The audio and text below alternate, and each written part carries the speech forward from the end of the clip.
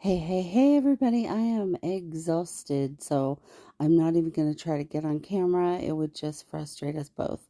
But in the meantime, we're below a KP4 for the first time in days. It may creep up a little bit, but it looks like we'll get some relief from those levels for a while.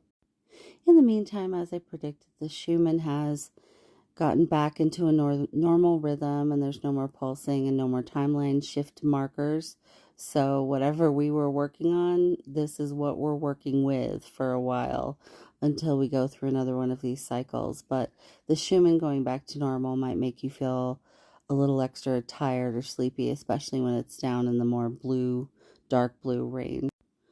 Meanwhile, the solar wind is having a hilarious number sync party, and that's more than twice normal, just so you know. So that's where it feels like you're floating on a ping pong ball or volleyball or beach ball or something out in space and trying to hold on.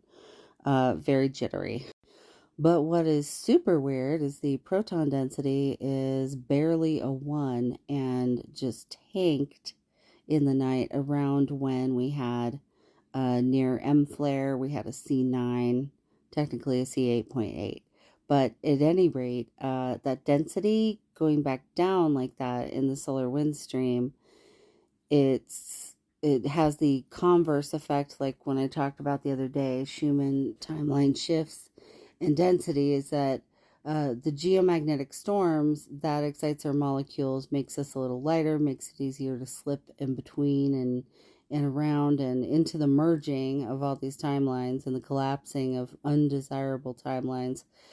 So the density dropping like this is the effect of us all being on a moving sidewalk or an escalator and someone suddenly stopped it, or, we're on a bus and it slams on the brakes. So you may feel that drag, that like, why do I feel like my legs are heavier? Why do I feel like I just need to go back to bed? Just a little out of sorts, a little less floaty than you have been the last week, probably. And as I mentioned, there was that larger flare that would have been about 4 a.m. Eastern Time. As we get a break from the geomagnetic storms for just a little bit, maybe, although keep in mind that a very fast solar wind can open up a crack in Earth's magnetosphere, which allows more to come in. And those cracks are normal and temporary, not anything to freak out about. It has nothing to do with poles flipping.